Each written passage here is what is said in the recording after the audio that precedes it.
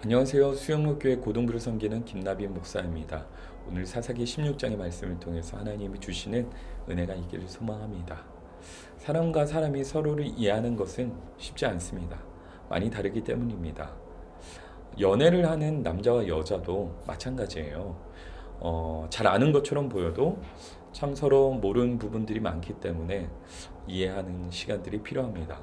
그래서 카페를 가든 어디를 가든 자기의 연애에 대해서 상담을 하는 모습들을 많이 보게 됩니다. 이와 비슷한 모습을 잘 캐치했었던 얼마 전에 TV 프로그램에 있어서 소개를 해드릴까 합니다. 바로 연애의 참견입니다. 이 연애의 참견에 보면 참 많은 패널들이 나와서 한 커플의 대화들을 통해서 그 관계의 문제들을 지적하고 또 서로 이야기를 해보는 그런 구성의 TV 프로그램인데요. 얼마 전에 참 신기한 사연이 하나 있었어요. 일명 고구마 사연입니다. 남자와 여성이 연애를 하는데 이 남자가 바람둥이인 거예요. 그래서 남자가 바람을 피워요. 여자는 용서를 해줍니다. 또 바람을 피워요. 또 용서를 해줘요. 바람을 피우고 용서해주고 바람을 피우고 용서해주고 그것을 끝나지 않고 결국에는 여자가 분에 못 이겨서 헤어지자고 합니다. 자, 그랬을 때 남자의 대답이 참 이상했어요. 남자가 뭐라고 하냐면요, 너 나 사랑하지 않아, 이렇게 말합니다. 여러분 생각을 해보세요. 여자가 진짜 사랑하지 않아서 그렇게 말한 걸까요? 아니면 남자에게 문제가 있는 걸까요? 여러분들의 생각은 남자에게 문제가 있다고 생각합니까? 아니면 여자에게 문제가 있다고 생각합니까? 이 둘의 관계가 진짜 사랑이라고 볼 수 있을까요? 쉽지 않을 겁니다. 오늘 본문을 보니까 마치 이 남자처럼 이 들릴라라고 하는 여성이 이 삼손에게 그렇게 대했다고 합니다. 사사기 16장 15절에 보니까 들릴라가 말해요. 당신이 어찌 나를 사랑한다 하느냐. 당신이 어찌 나를 사랑한다 하느냐. 뭔가 좀 전에 그 바람둥이 남자처럼 얘기를 하죠. 여기서 들릴라는 바람을 피운 건 아니에요. 근데 무엇을 했냐면요, 삼손을 블레셋이라는 사람들에게 팔아 넘기려고 했어요. 자, 팔아 넘긴다는 얘기가 뭐냐면요, 죽이려고 했다는 거예요. 무엇을 위해서? 자기의 유익을 위해서 팔아 넘기려고 합니다. 자, 들릴라고 하는 여인은요, 이미 3번에 걸쳐서 삼손에게 질문하고 답하고 해서 3번이나 삼손을 팔아 넘겼어요. 그때마다 삼손은 자신의 힘으로 그 위기를 이겨냅니다. 자, 그러면 솔직한 말로 바보가 아닌 이상 이 들릴라라고 하는 사람이 나를 왜 만나는지 알 수 있을까요? 없을까요? 알 수 있을 거예요. 들릴라고 하는 사람은 삼손을 사랑하는 겁니까? 이용하는 겁니까? 철저히 이용하는 거예요. 저희가 100번 양보해서 삼손의 마음이 진심이라고 한번 볼게요. 그의 사랑은 진짜라고 한번 봅시다. 그런데 들릴라의 마음은 그렇다 아니다? 아니다라는 거죠. 저는 여기서 한 가지 관계를 추론할 수 있습니다. 뭐냐면요, 적어도 사랑이라고 한다면, 진짜 사랑이라고 한다면요, 감정만으로 하는 게 아니라는 것을 저희가 본다는 거예요. 사랑은 감정만으로 하는 것이 아니다. 자, 이것에 대해서 깊이 연구했었던 과거의 신학자 조나단 에드워즈라고 하는 분이 계세요. 이 조나단 에드워즈는 이렇게 얘기합니다. 사람의 마음에는 2가지의 요소가 있다. 첫째는 격정이고 둘째는 감정이다. 자, 격정은 무엇입니까? 육적인 욕정에 미치는 영향이 큰 것을 말하고요. 감정은요, 선택이 가능하도록 지적인 요소가 이 마음을 통제하는 것을 감정이라고 합니다. 좀 어려운 표현이었죠. 다시 한 번 더 쉽게 제가 말씀을 드리면, 격정은요, 욕심과 욕망에 의해서 좌지우지되는 감정을 말해요. 자, 여기서 말하는 두 번째, 성경적인 감정이라는 것은 우리 머리, 지적인 것과 그리고 가슴, 열정적인 것이 같이 조화를 이루어서 이루어내는 감정을 성경적 감정이라고 합니다. 다시 말해 균형 잡힌 감정이라는 것이죠. 자, 그렇다고 한다면은 삼손은요, 육적인 욕망에 의해서 판단되는 격정이었을까요? 아니면은 머리와 마음이 같이 균형을 이루어서 갔었던 감정이었을까요? 자, 한번 우리가 그 연애 상담가가 되어서 이 삼손의 마음을 들여다봤으면 좋겠습니다.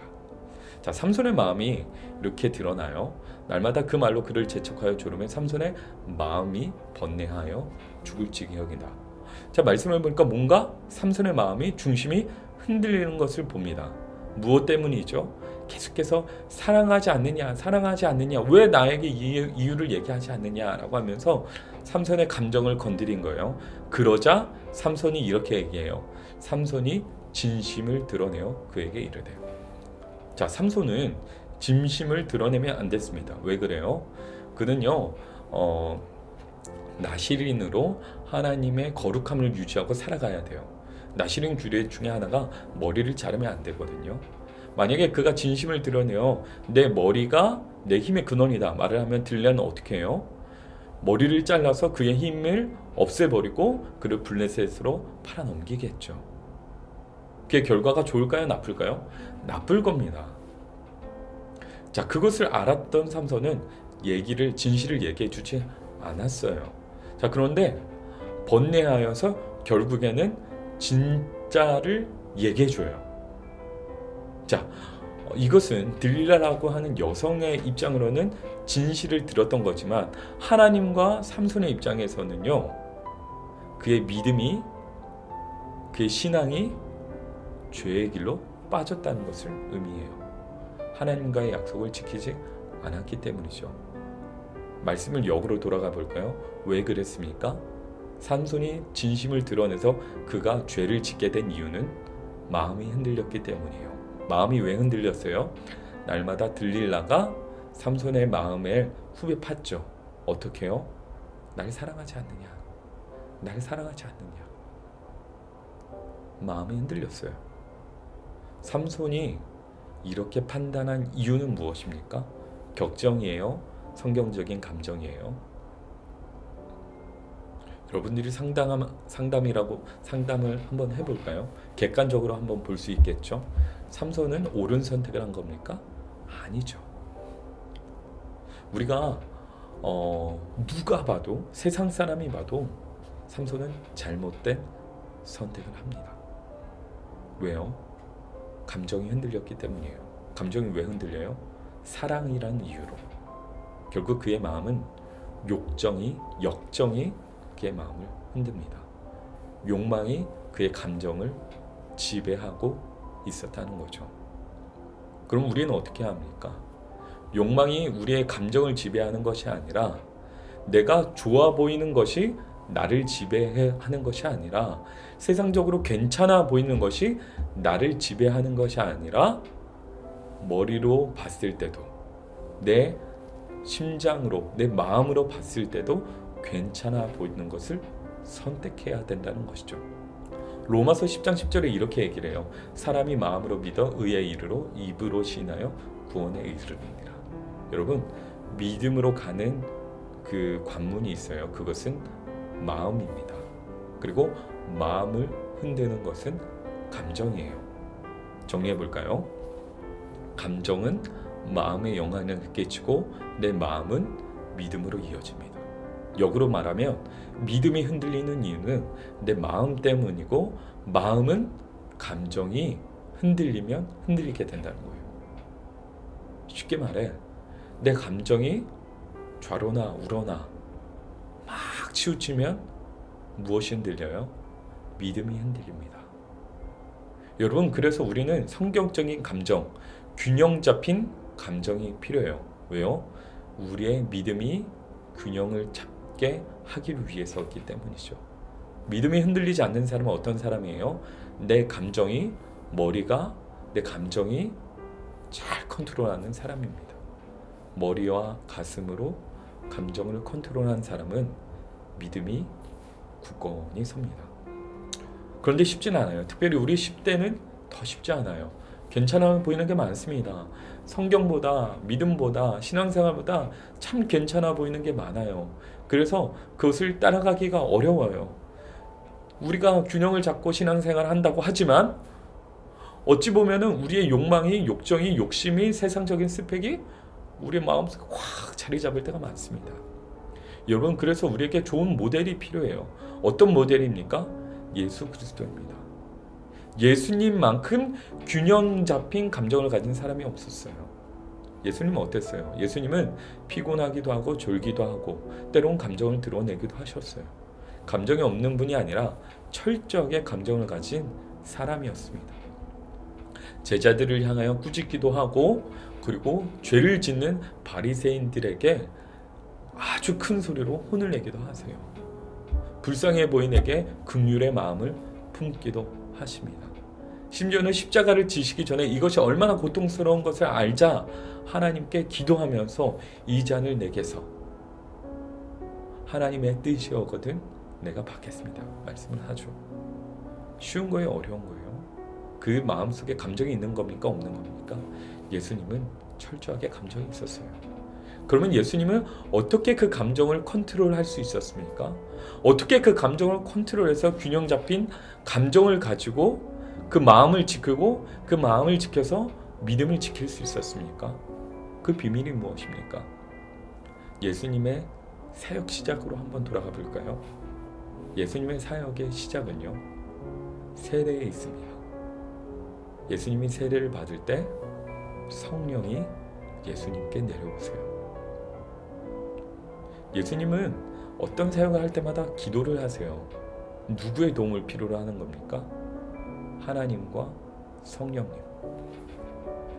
성령님과 함께 기도할 때 예수님은 그 길을 걸어갈 수 있었던 거예요. 여러분, 우리는 오해를 해요. 성령님이 우리의 뜨거운 가슴에만 일하시는 줄 알아요. 맞아요. 성령님은 우리를 열정 있는 그리스도인으로 만들어 주십니다. 그런데 성령님은 우리에게 철저하게 말씀대로 살아가는 것이 무엇인지 우리의 지성적인 부분에도 역사해 주세요. 여러분, 성령님은 우리를 균형 잡힌 감정을 갖게 하시고 마음을 지키게 하시며 결국에는 굳건한 믿음 위에 서도록 도와주십니다. 그래서 우리의 신앙생활의 싸움은 성령 하나님을 의지하느냐 아니면 좋아 보이는 세상을 따라가느냐, 이 두 가지의 싸움입니다. 여러분, 우리의 신앙생활이 연애라고 한번 봅시다. 우리는 하나님과 연애를 하고 있는 거예요. 우리가 올바른 연애를 하도록 도와주시는 분이 있어요. 우리의 마음과 우리의 머리에 역사하셔서 균형 잡힌 감정으로 이 연애, 영적인 연애를 이어가도록 도와주시는 분이 있어요. 성령님이세요. 성령님. 삼손은 잘 안 되는 것을 원하지 않았어요. 그도 잘 되는 걸 원했어요. 그런데 좋아 보이는 이 들릴라라고 하는 여인을 쫓아갔을 때 그의 인생은 패망하게 돼요. 그러면 누군가가 거기에서 가로막고 당신의 길이 잘못됐다 말해줄 수 있어야 돼요. 그리고 그것을 들어야 해요. 그러면 올바른 길로 갈 수 있었을 거예요. 우리도 그래요. 오늘 우리가 의지하고 오늘 우리가 균형 잡힌 신앙을 위해서 따라가야 되는 분, 바로 성령 하나님이십니다. 여러분, 성령 하나님을 통해서 뜨거운 열정을 구하시고, 그리고 누구보다 성경적인 지식으로, 머리로 우리의 삶을 균형 잡아 하나님 안에서 신앙생활하는 우리 10대 여러분들이 되기를 간절히 소망합니다. 감사합니다.